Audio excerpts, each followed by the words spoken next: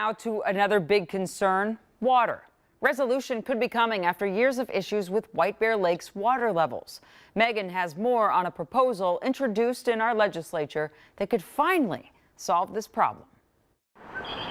Low water levels on White Bear Lake have caught a lot of attention in recent years. The issue? There's not a sustainable water source from groundwater for people in this northeast metro region. But White Bear Lake is unusual in that it's very, very small watershed. And so it depends on the groundwater level to fill the lake. And so that's why you want to keep that groundwater level up. Like the bathtub analogy, take it out, it'll drain the lake. Attorney Byron Starnes represents the White Bear Lake Homeowners Association. This is a very complex problem, and it has a lot of stakeholders, all of whom have been working for over a decade very hard to try and get it solved. Lawmakers have introduced a bill addressing this issue. Under the deal, the Metropolitan Council would use $3 million to study options for switching public drinking water from groundwater to the Mississippi River. Area communities would have 4 years to figure out how much of their drinking water would come from groundwater versus the Mississippi. Basically, it's designed to give the communities a little breathing room and put the resources and get the people together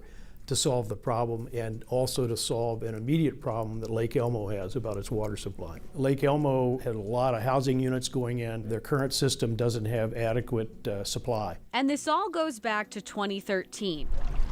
White Bear Lake homeowners and White Bear Lake Restoration Association sued the Department of Natural Resources after lake levels were at its lowest level. The lawsuit alleged the DNR mismanaged groundwater pumping, and a Ramsey County judge sided with the group. The DNR appealed the case to the Minnesota Supreme Court, but was unsuccessful. In a statement, the DNR shared the following. The DNR appreciates the legislature's engagement on this important issue and has worked collaboratively with local communities and stakeholders to provide input on the proposed language. We look forward to continuing that engagement to protect White Bear Lake and to ensure communities have access to sufficient, safe drinking water resources to meet current needs and those of future generations. Water is our most precious resource, and I think we're under misconception that we have unlimited water resources. Throughout the state, we're going to have to come to grips with the need to manage our water use to conserve it long term. In White Bear Lake, Megan Reisted, KARE 11 News.